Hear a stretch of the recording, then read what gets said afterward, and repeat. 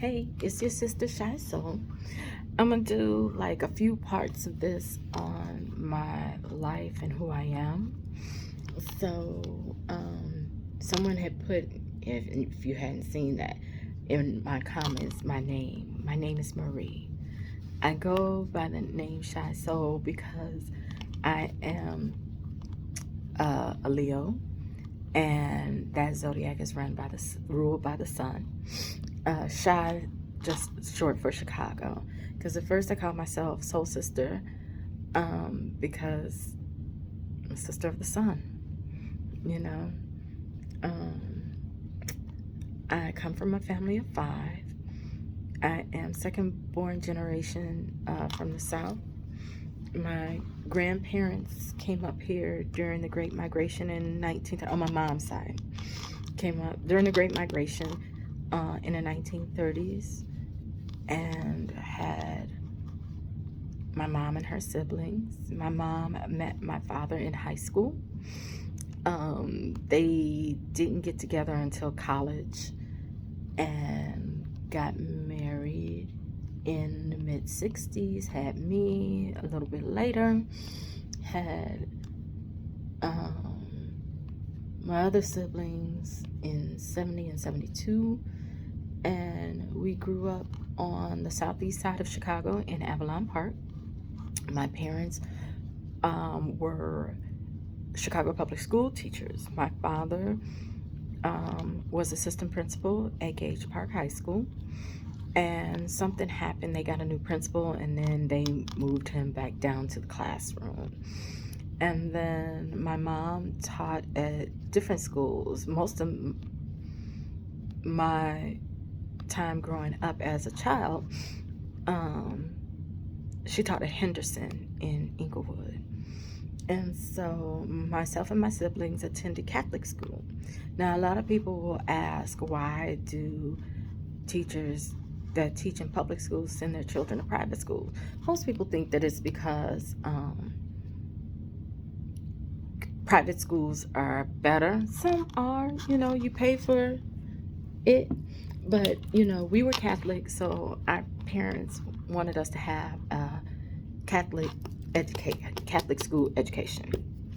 So I attended St. Felicitas, which is now closed, over on 83rd Place in Blackstone. And I didn't like grammar school at all. It was the worst experience. I was teased a lot. I was kind of introverted, and I didn't like the children back then. I was bullied. There was one point where I had a carefree curl that burned my scalp, and the scabs were coming out in my hair, and they were just pointing and teasing and things like that. So I was like, oh, these people are so just ugh. And so I was involved in my church, which is closed, like I said, since then, and got involved with the choir, because at first I was playing the flute when I was in school. Then I got braces, and of course, holding your mouth like that, they were rubbing on the inside of my mouth. And then I started singing. And so I sang in all 3 choirs at St. Felicitas: the People's Choir, which was the gospel choir, the adult choir, and the young people's choir. So I started singing, and then was like hanging around a bunch of adults as a 12 and 13-year-old. You kind of mature a little bit faster, so I was like, oh, I ain't like these people at school. But then the guys on the block were different, because most of them went to the local public school. But then, I wouldn't have to see them until after school, and definitely during the summer when we didn't have day camp, which we went to Avalon Park. Day camp over on 83rd and Kimbark, Avalon, something like that. And and after I graduated, when I was getting ready to graduate from 8th grade, my mom wanted me to continue to get a Catholic school education. And I said, no, Ma. I was like, mm-mm. I didn't want to go to another Catholic school. She wanted me to go to St. Willibron, which was one of the least expensive at the time. And I told her, no, Ma, I don't want them to do that. She said, well, what are you going to do? I was like, I don't know. I was like, and so my cousin who used to live on the block, her mom and stepfather moved to Beverly Hills on the south side of Chicago, and we went to go visit.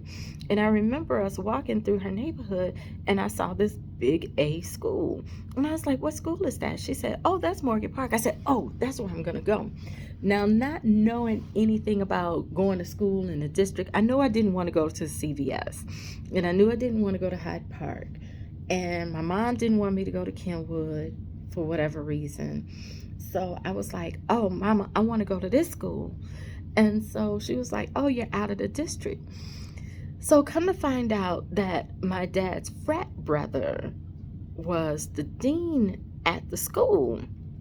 And so he got me in, only in a foreign language class, which meant that I had to take 4 years of foreign language. And I was like, okay, I don't care. I just wanted to go out there. So traveling from the southeast side on 83rd and Stony all the way to 112th and Vincennes was a journey. And I remember when I first started high school, my mom wanted to drive me to the bus stop, and she wanted to drive me to the L train. And I was like, no, I could do this. And I did it. And when I first got there, I didn't know how to dress. I wore skirts all the time. I wore slacks because that's all I knew. I was like, and then just being around people that I didn't know. Nobody that I went to grammar school with came to Morgan Park. So I was just totally like out of my zone and everything. But I can't remember if I made friends right away. There are people who I'm friends with to this day, from my graduating class and from the class before me and after, only a few after. And so I went there, was a good girl, went to class all the time until the end of my freshman year when I cut my first class. And it was kind of all downhill after that. And but I'll say this, my years in Morgan Park were the best 4 years of my life. I grew a lot. Now, I didn't realize at the time that the school was mixed, so I can't say if we were 50-50 black and white or 60 white, 40 black. I'm not sure. But at that time, the things that are going on now, I can never say that I experienced any type of racism or prejudice or anything like that. I got involved in girls chorus and gospel chorus and a cappella choir. Of course, like I said, because I was singing at the time. And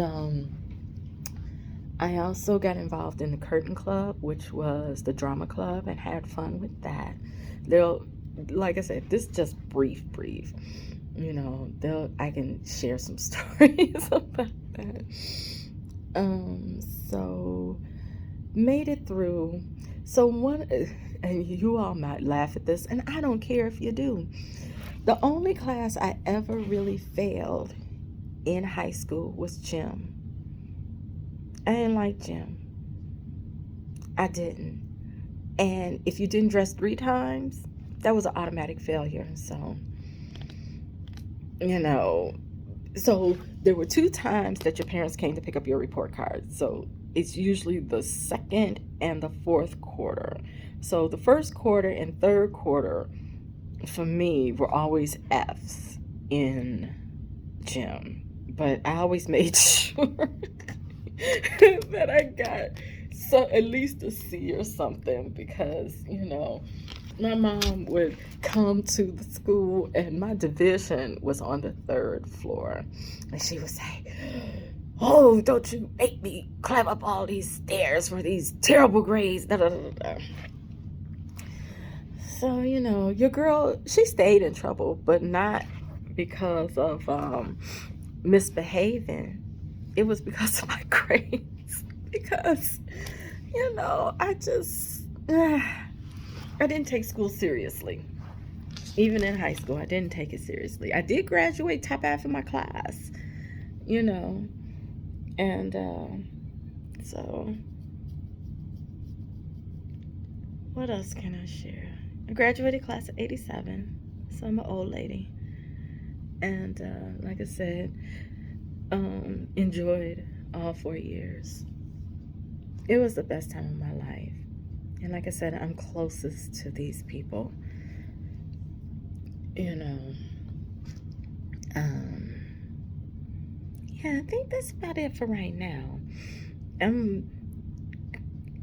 I think, yeah, we'll go education, and then next time I come back, I'm going to talk about my attending college, even now, my time in the nation, having children and babies, having babies, and how I got to where I am now. Well, you all kind of know that right now. I may not need to get into all that, but I just wanted to share that part. Oh, and eventually, share information about what I know about my ancestors, my grandparents, my greats, things that I'm trying to find out about my ancestry, not knowing which road to take for that, but I want to find out some things, because there's some things that I have experienced since I've been down here in Arizona, like taking applications for Access, which is the healthcare system down here. And one of the questions that they ask, is about culture, and one of the questions has to do with if you are a registered member of a native tribe. And I always found that interesting because, of course, like most Black people, we always say that we have Indian in us. But we were told, and we could see in my great-grandmother, Ora Lee, that she was different. And where she was born was where, in Oklahoma City, there were different tribes there. We were told we were Cherokee. That's possible.